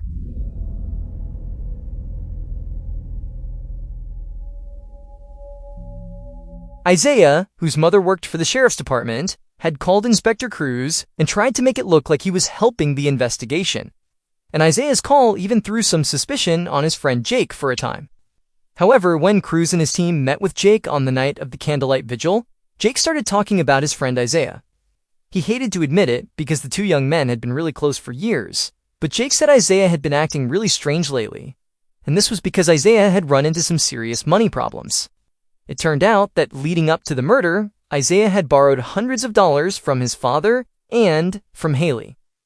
While Haley had not confronted Isaiah about the money he owed her, Isaiah's father wanted to get paid back. So Isaiah decided to take the money he owed his dad from Haley. On the night of the murder, Isaiah was the one who texted Haley while she was studying and asked her if they could hang out because he really wanted to talk to her. And Haley decided she needed a break from studying and from everything else that was going on in her life, so she said yes. Isaiah picked Haley up, but he never drove her to the park to meet someone else like he had told police. Instead, he drove right to the soccer field. Shortly after getting out of the car, he shot and killed her. It's not clear if Isaiah first tried to just ask Haley for the money and, maybe she refused to give him money and that's what led to the murder, or if Isaiah simply picked Haley up with every intention of murdering her for the money. Either way, it resulted in Haley's death and Isaiah stealing the $200 out of her wallet. In the morning following the murder, right before sunrise, Isaiah drove around town, getting rid of his gun and Haley's belongings, and then he went back to his house and left the $200 from her wallet on the kitchen counter for his dad. After speaking to Jake in person, Cruz really began to suspect that Isaiah was the killer. But he still could not just write off Thaddeus, a man who had a criminal history, had potentially harmed or even killed a baby, and who Haley had been afraid of before she died. So Cruz collected cell phone data for Haley and also for both Isaiah and Thaddeus, and he also studied all the surveillance footage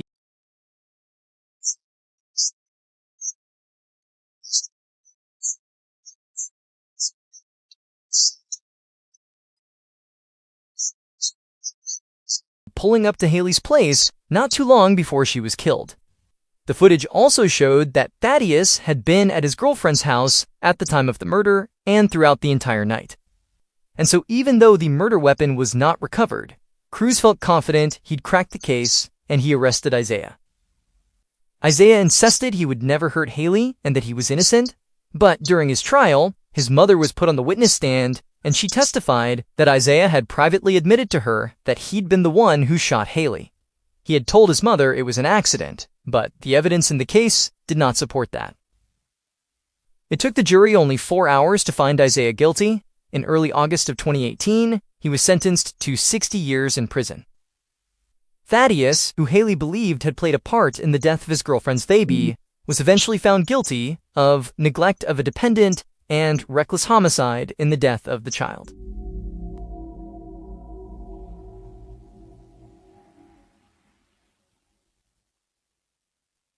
A quick note about our stories: they are all based on true events, but we sometimes use pseudonyms to protect the people involved, and some details are fictionalized for dramatic purposes.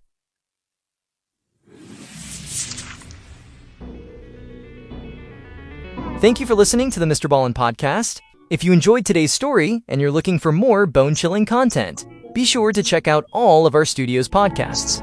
This podcast, the MrBallen podcast, and also MrBallen's Medical Mysteries, Bedtime Stories, Wartime Stories, Run Fool, and Redacted. Just search for Ballen Studios wherever you get your podcasts to find all of these shows.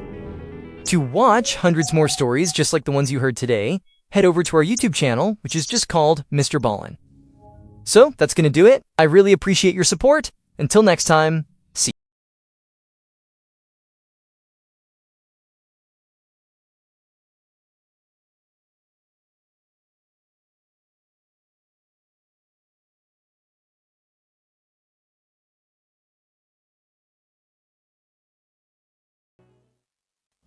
Today's story is about a heinous crime that was only solved because one person noticed one very small discrepancy in the case. When you get to the end of this episode, you will be shocked at what that little discrepancy unravels. Also, at the end of this episode, there is an additional plot twist that was only discovered after the case was closed and the trial had ended. So stay tuned to the end. This episode includes graphic content, so listener discretion is advised. But before we get into today's story, if you're a fan of the strange, dark, and mysterious delivered in story format, then you come to the right podcast because that's all we do, and we upload twice a week, once on Monday and once on Thursday. So if that's of interest to you, please offer to make the 5-star review button some scrambled eggs for breakfast, but leave an awkward amount of eggshell bits in the eggs. Also, please subscribe to the MrBallen podcast wherever you listen to podcasts so you don't miss any of our weekly uploads.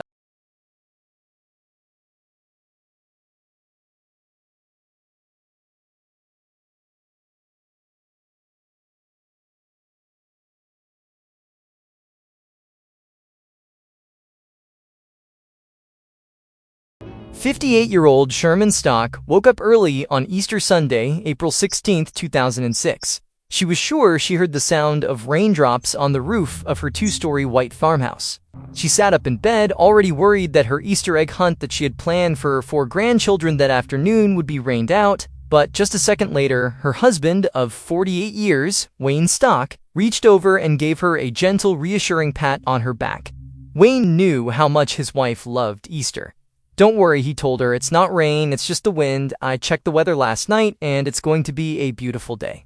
At around 6:30 in the morning, the couple got out of bed, and Sherman headed downstairs to the kitchen to make sure that each of the Easter baskets she had put together for her grandchildren were perfect. Then she opened the refrigerator and started prepping food for the big family dinner she was going to make later that day. And as she did this, she looked out the window, and just like her husband had predicted, the sun was already starting to poke through the clouds. Just an hour later, dressed in their best clothes, the Stonks were sitting inside Ebenezer United Methodist Church, saying hello to their neighbors and friends, catching up on local news, and just really enjoying one of their favorite holidays. The Stonks lived in a tiny town in eastern Nebraska called Murdoch. It was the kind of place where everyone knew each other and no one was worried about leaving their doors unlocked. In this tight-knit village of 270 people, Wayne and Sherman were especially well-liked and respected. They were active in the church, mentoring teens and teaching Sunday school. They also served on the school board, and Wayne had served in the Nebraska National Guard. Sharman had spent 17 years as a teacher's aide in the local elementary school, and now she operated a small business out of her house making specialty wedding cakes. In addition to the 1,000 acres of land Sharman and Wayne owned and farmed, the Stonks also had a successful business growing and selling hay. At 9:14 a.m., the organ music started and the congregation quieted down. As the couple waited in silence for the greeting from their pastor, Wayne and Sherman bowed their heads and gave thanks for all their blessings. On their way out of the church that morning after the service, Pastor Joe Wacker asked the Storks what they were up to for the rest of the day to celebrate the holiday. As Sherman told him excitedly about her Easter egg hunt that she had planned for her grandkids, Pastor Joe smiled. People like Sherman and Wayne were the glue that held their families and communities together. And in a few hours, under a partly sunny sky, Wayne and Sharman were out in the backyard of their home chatting with their married children and in-laws and watching their 4 grandkids look along the edge of the barn for the brightly colored eggs that Sherman had hidden as soon as she had gotten home from church. Andrew Stock, the son who would one day take over the family hay business, was spending Easter with his fiance's family. But he had told his parents that he would be by their place that evening to pick up his dog. Andrew had just gotten a new puppy, and that morning he had dropped it off with his parents so that they could look after it for the day.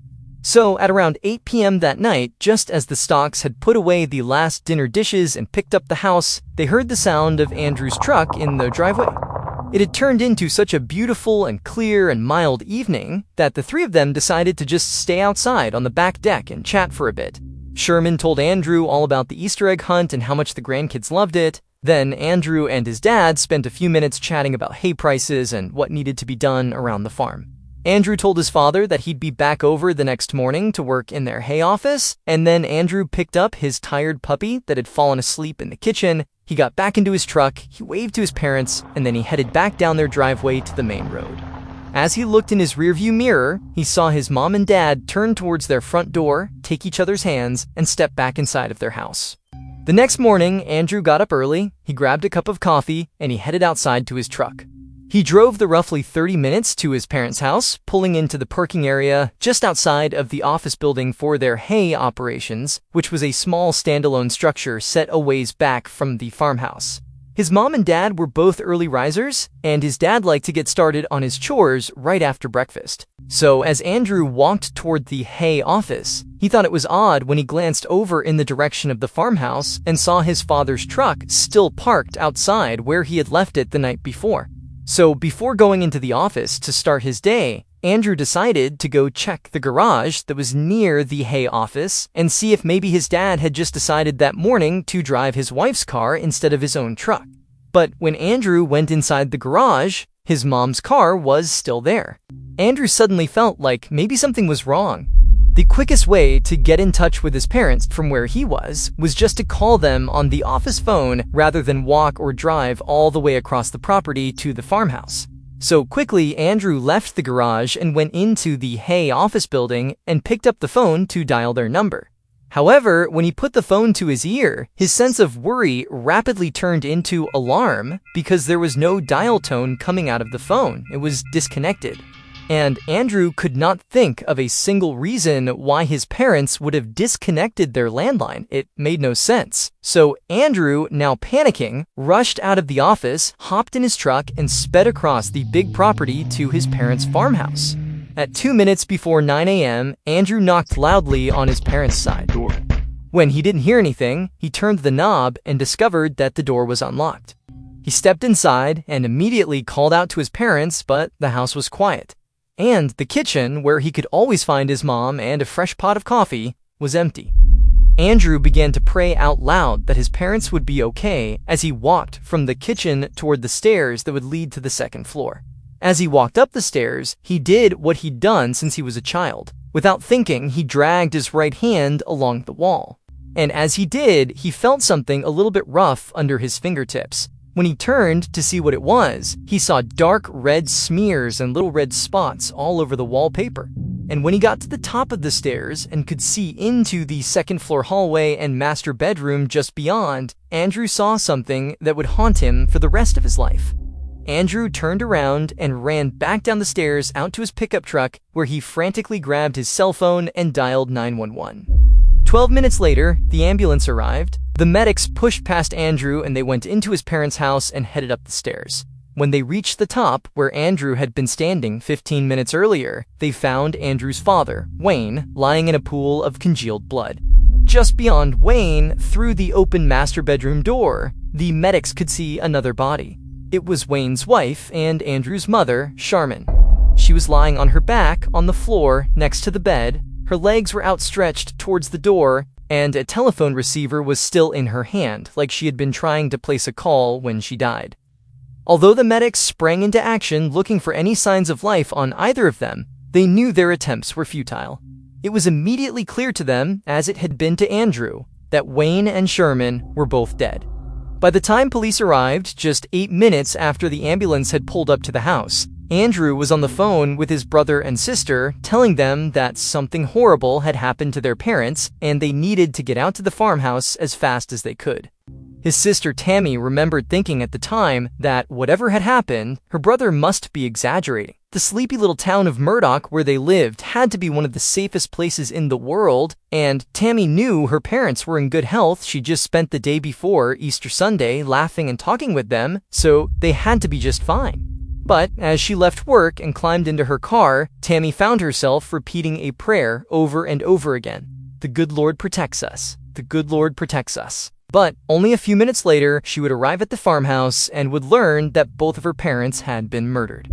Tammy and her two siblings, Andrew and Steve, weren't the only people who were shocked and horrified by what had happened to Wayne and Charmin Stock. Local police had never seen anything like the grisly crime scene they discovered inside the farmhouse, and as word spread throughout Murdoch, the Stock's neighbors and friends also reacted with total disbelief. The investigation into the murders was immediately assigned to the local sheriff's office, but the sheriff knew he did not have the manpower or the experience to deal with this kind of a crime. So before he even left the crime scene that day, he called the state police and the nearest Nebraska Crime Scene Investigation Unit and asked them for help. Both organizations agreed and promised to have some of their people in Murdoch within the hour. The commander of the Crime Scene Investigation Unit was a man named David Caffode, a criminal profiler and legendary crime scene investigator who had a reputation for finding forensic evidence that everyone else had overlooked. While investigators from the sheriff's office started to conduct interviews with friends and family of Wayne and Charmin, David walked into the Stocks farmhouse for the first time. After examining the crime scene and looking at the few pieces of evidence police had collected, which included a few firearm shell casings, a red and silver marijuana pipe, and a small LED flashlight, David Caffode quickly reached two conclusions. The first was that the attack must have been personal, that the attackers knew the Stocks. He based this largely on the fact that violent crime was so rare in Murdoch. Also, the farmhouse did not appear to have been ransacked, which made it highly unlikely that it was a robbery gone wrong. The second conclusion David came to was that there likely had been two killers. He based this on a host of factors, including the positioning of the bodies and the blood spatter on the walls.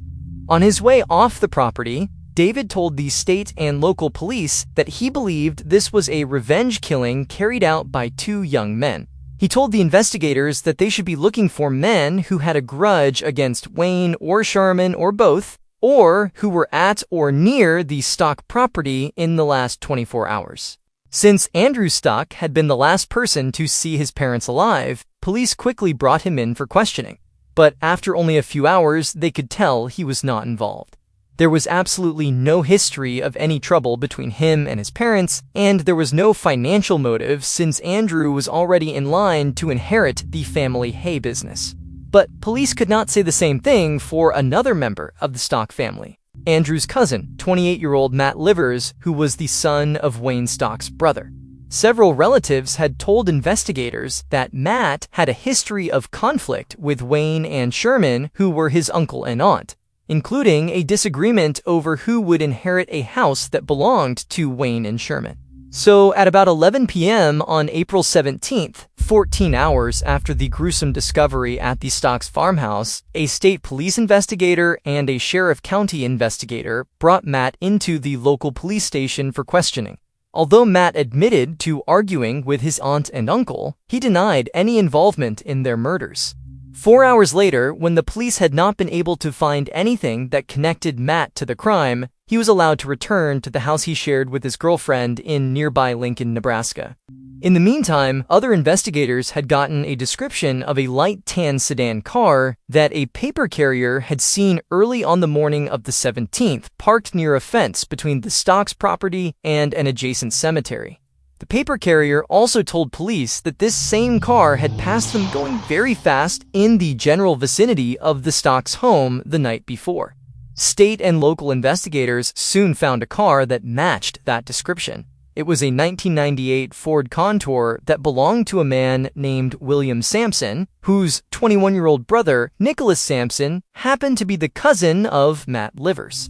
On April 20th, 3 days after the killings, the Crime Scene Investigation Unit conducted a thorough examination of the Ford Contour. Although they did not find any physical or forensic evidence that linked the car to the Stock murders, they did discover that the car had recently been thoroughly cleaned and wiped down.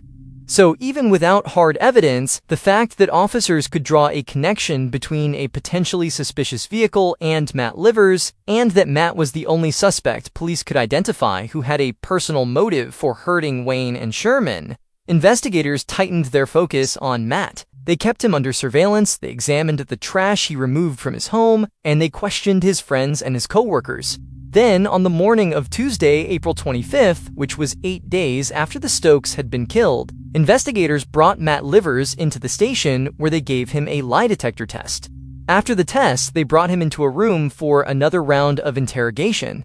Despite Matt repeatedly saying he had nothing to do with the murders, no one believed him. And at the conclusion of this 11-hour straight interrogation session, police would tell Matt that he failed his lie detector test. Shortly after hearing this, Matt Livers confessed that he and his cousin Nicholas had in fact killed Wayne and Sharman Stock. The Stock children were devastated all over again. Not only had they lost their parents, but now members of their own family had admitted to committing the murders. They did not want to believe it. And aside from Matt's confession, there still was no hard evidence actually linking Matt or Nicholas to the killings, and so some of the Stock family actually held out hope that maybe there had been a mistake. But that would change on May 8th, 3 weeks after Wayne and Sherman were found. Known for his thoroughness, the legendary crime scene investigator David Caffode ordered a second examination of the inside of the Ford Contour. And this time, he conducted the search himself. After going over the car interior 1 inch at a time, David discovered a single speck of blood underneath the dashboard. DNA testing showed that the blood belonged to Wayne Stock. This was the official nail in the coffin for Matt and his cousin Nicholas. They were both promptly charged with murder and sent to jail to await trial. While the residents of Murdoch breathed a sigh of relief knowing the killers were now behind bars, the police announced publicly that the bloody crime that had sent fear and shockwaves through the town and that had made headlines in the national press had been solved and the case was closed. Or rather, it would have been closed if it hadn't been for a single question raised by a young investigator named Christine Gabig, who worked in the sheriff's crime lab that had analyzed the evidence collected at the scene of the Stock murders. 2 days after the discovery of the marijuana pipe and LED flashlight that police had found outside of the Stock's house on April 17th, just hours after Andrew had discovered his parents' bodies, police, who were doing a final sweep of the crime scene, found a man's gold ring on the floor out of sight in the Stock's kitchen. The ring did not belong to either Wayne or Sherman, but the team investigating the murders did not think the ring could be connected to their case. They decided it was more likely that the ring had just been dropped in the kitchen sometime in the past by any number of visitors or family members, and no one had found it until now. But to Christine, the ring was a loose end that needed to be tied up. She knew Sherman ran her cake business out of her kitchen, and after asking around, it turned out Sherman had a reputation for being a perfectionist who kept her kitchen immaculately clean at all times. And so Christine's thinking to herself, how is it possible that Sherman is in this kitchen all the time, constantly cleaning it up and constantly making sure it's perfect? How does she not find this ring when we found it within a couple of hours of being in her house? It just didn't make any sense. Christine decided she would try to track down the owner of the ring to see how it wound up in the Stock household. When she looked at the ring, she saw there was a jeweler's mark on it, as well as an inscription that said, "Love always, Corey and Ryan." The inscription was distinctive because it was on the outside of the ring rather than the inside of the gold band. It took a while, but finally, in mid-May of that year, Christine was able to trace the jeweler's mark to A&A Jewelers in Buffalo, New York. Christine picked up the phone and she called the number for the store, and it would turn out, had she waited even a few hours longer to make that call, she likely never would have figured out who this ring belonged to. Because the day Christine called that jewelry store was literally the day they were going out of business. Mary Martino, who was an employee at this jewelry store, was about to disconnect the phone line when the phone rang.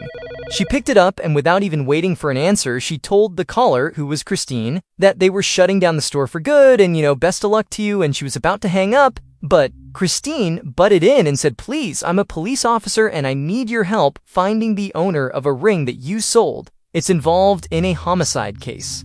Mary was very surprised to hear this, and also pretty excited. The idea of assisting in a murder case was kind of thrilling. So Mary spent the next 3 days and 2 nights in the jewelry store's warehouse tracking down the order for that gold band. 4 days later, Mary called Christine back and told her that the ring had been shipped to a Walmart in Beaver Dam, Wisconsin. 70 phone calls to Wisconsin later, and Christine had found the ring's owner, a man named Ryan who lived 2 full states away from Murdock, Nebraska. The ring had been a gift from his ex-girlfriend, Corey. Christine could just about see Ryan shaking his head on the other end of the line. He said, "I have no idea how my ring got to Nebraska." It turned out that Ryan's ring had been inside the glove compartment of his red Dodge Ram pickup truck, and that truck had been stolen in Wisconsin on April 15th, 500 miles away from Murdock, Nebraska, and 2 days before the murders of Wayne and Sherman Stock. And then Ryan's truck had been found abandoned a few days later on April 18th in Louisiana, 3 states away from Murdock, Nebraska. And the people who police believed had stolen Ryan's truck, 17-year-old Jessica Reed and 19-year-old Greg Fester, were already in police custody in Wisconsin. On June 6th, roughly 2 weeks after Christine made this discovery about the ring, these same 2 investigators who had gotten Matt Livers to confess to the murders of Wayne and Sherman Stock arrived in Dodge County, Wisconsin, and conducted separate interviews with Jessica and her boyfriend Greg, who'd been accused of not only stealing Ryan's pickup truck, but also going on a 4-day crime spree over that Easter weekend that took them from Wisconsin to Louisiana. And needless to say, investigators were shocked at what the teenage couple told them. They claimed that they knew who killed Wayne and Sherman Stock, and it was not Matt Livers and Nicholas Sampson. Based on those interviews with Jessica and Greg, and new evidence that police would uncover over the next 5 months, the police would come to the same conclusion as the teenagers. Matt and Nicholas were innocent. They did not kill Wayne and Sherman Stock. The following is a reconstruction of what actually happened to the Stock couple. But before we get into the rest of the story, I'd like to talk to you about today's sponsors. Okay, back to the story. Back on Saturday, April 15th, 2006, the day before Easter, 17-year-old Jessica Reed and her 19-year-old boyfriend, Greg Fester, left their small apartment in Horicon, Wisconsin to take a road trip west so they could go see the ocean for the first time. Jessica, who had once been a high school honor student and cheerleader, had dropped out of high school following her parents' divorce. She had started using drugs and began dating Greg, who had a long history of drug and alcohol abuse as well as an extensive criminal record. Greg was also in and out of treatment for psychiatric disorders. The young couple didn't have a car of their own, so they began their road trip by stealing and then abandoning 2 different vehicles. Apparently, they hadn't liked either of them. They also broke into an empty house and stole a 12-gauge shotgun, ammunition, and an envelope full of cash. They eventually reached a farm where they saw Ryan's red Dodge pickup truck, and the couple thought that vehicle was perfect for them. So Greg hotwired the truck, and he and Jessica hopped in and started to drive west. As they drove, they got high on marijuana, cocaine, and dextromethorphan, which is a stimulant found in cough medication. Eventually, Greg turned the truck and headed southwest to the bordering state of Iowa. It was around this point that the couple stopped talking about wanting to go to the ocean to go see it for the first time. Now they were just solely focused on trying to rob as many people as they possibly could because they wanted money, and it seemed like they kind of enjoyed it. So on their way through Iowa, they robbed 2 more houses, vandalizing the first and stealing another shotgun, ammunition, and $300 from the second house. Then, on April 16th, Easter Day, the couple crossed from Iowa into Nebraska. As the day wore on, the towns they passed through were located very far apart, separated by miles and miles of cornfields or empty tracts of flat land. At this point, they started arguing about what houses they should rob next. Jessica thought they should just take the next thing that comes along because of how far apart everything was, but Greg, who was starting to feel jumpy and irritable as he came down from his massive cough medication high, rejected all of Jessica's suggestions. Feeling annoyed, Jessica just started to ignore him. Jessica had already searched the glove compartment of this truck for money when they first got in, and she hadn't found any, but now that she was bored and kind of angry with Greg, she just reached down and opened the glove compartment again to see if, maybe she had missed something. Feeling around in the back of this glove compartment, Jessica found a man's gold ring with an inscription on the outside of the band that read, "Love always, Corey and Ryan." Jessica, whose shoulder-length blonde hair, childlike face, and small frame made her look more like she was 14 rather than 17, slipped the ring onto her thumb. It was way too big, but she liked it and decided to wear it anyway. As she and Greg drove west across Nebraska and day turned into night, Jessica told Greg he really needed to stop being so picky about what house they were going to rob. There just weren't that many choices. And so finally, in the early morning hours of April 17th, as they drove down another long rural road, Greg suddenly put on the brakes. He could see a white 2-story farmhouse with several outbuildings scattered around it, set back from the road. All the lights were out, and from his perspective, he couldn't see any vehicles parked anywhere nearby, and so to him that meant no one was home. He turned to Jessica and told her this was it. This was the house they were going to rob. He switched off the headlights of the truck, and then he turned down the Stocks driveway and began moving towards their farmhouse. As they got closer, he told Jessica to grab one of the shotguns just in case there were dogs on the property, and he grabbed the other, making sure both of them were loaded.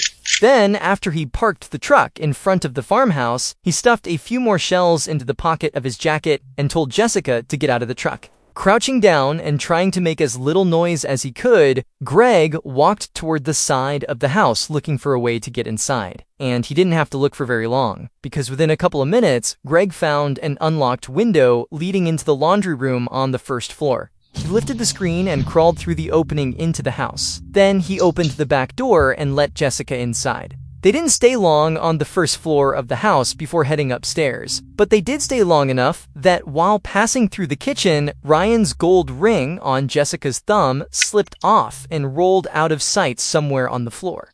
Jessica either didn't notice or didn't try to look for it.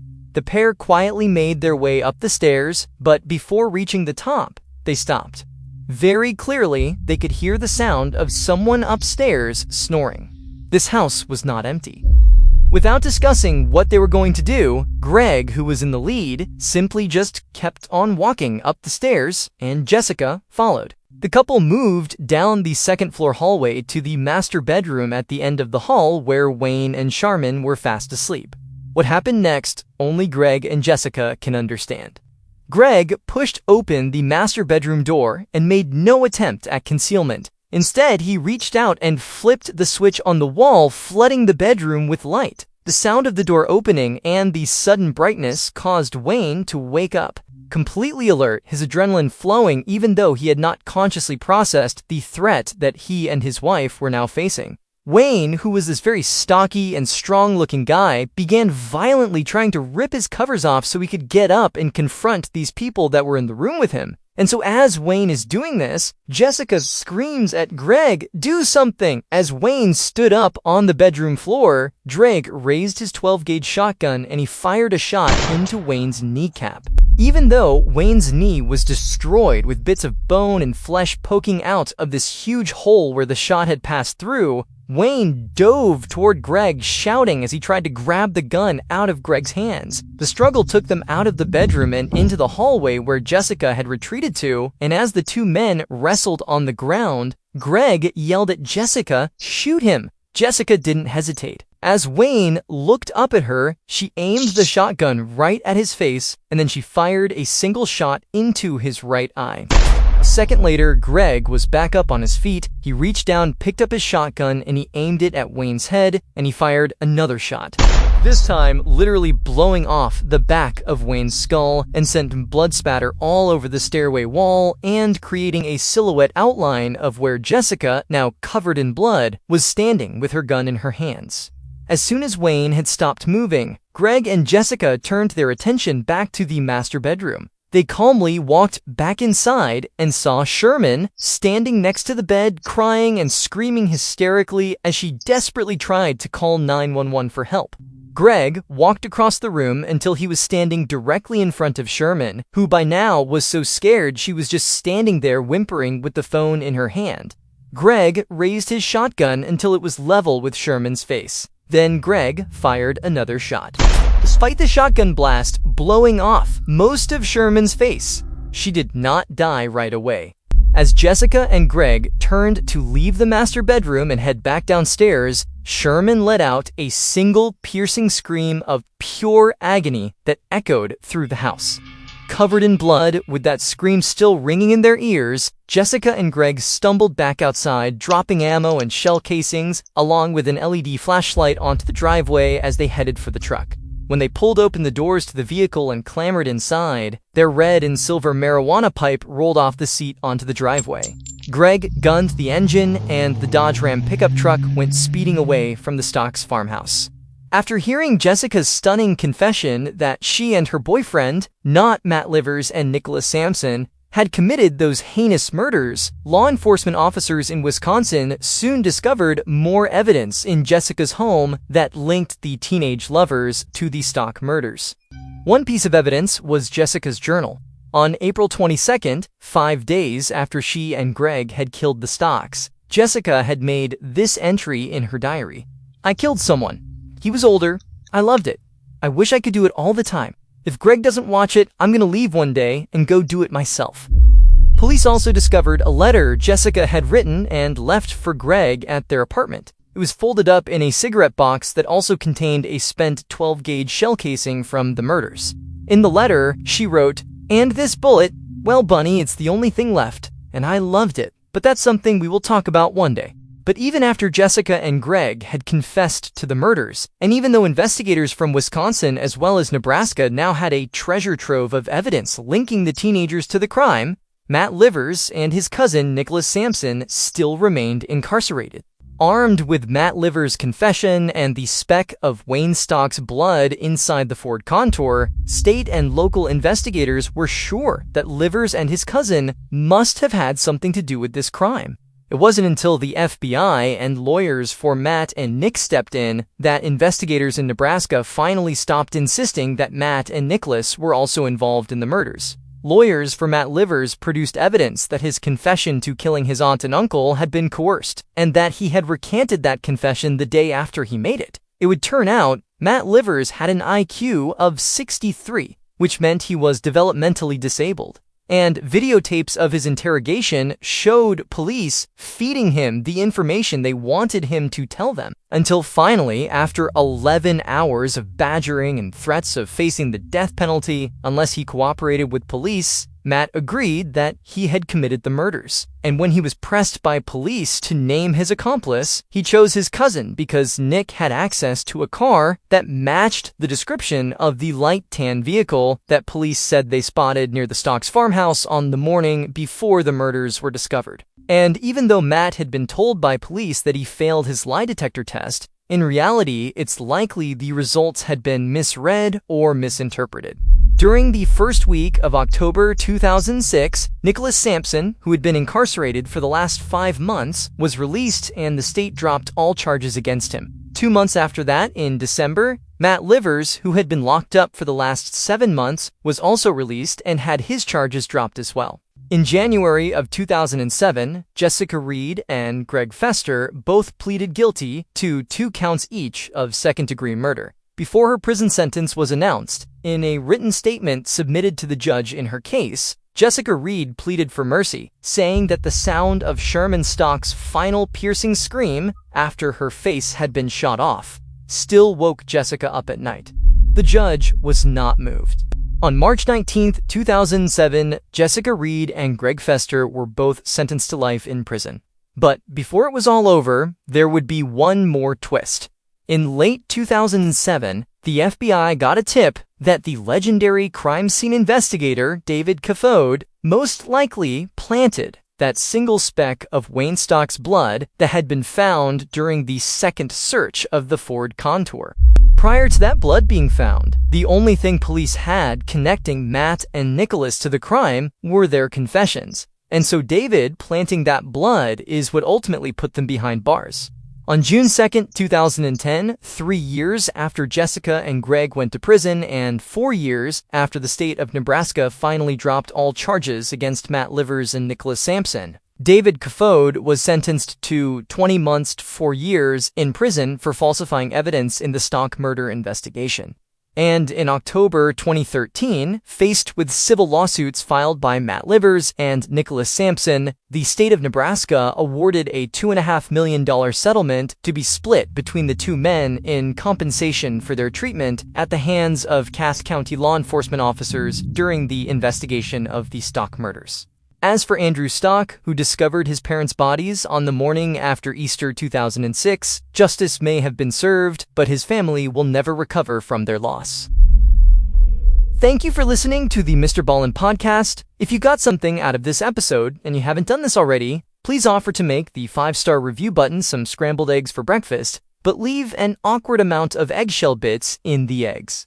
Also, please subscribe to the MrBallen podcast on Spotify, Apple Podcasts, Amazon, Google, and anywhere else you get your podcasts. This podcast airs every Monday and Thursday morning, but in the meantime, you can always watch one of the hundreds of stories I have posted on my YouTube channel, which is just called MrBallen. If you want to get in touch with me, please follow me on any major social media platform and then send me a direct message. My username on all these platforms is the same. It's just at MrBallen, and I really do read the majority of my direct messages. Lastly, we have some really cool merchandise, so head on over to shopmrballen.com to have a look. So that's going to do it. I really appreciate your support. Until next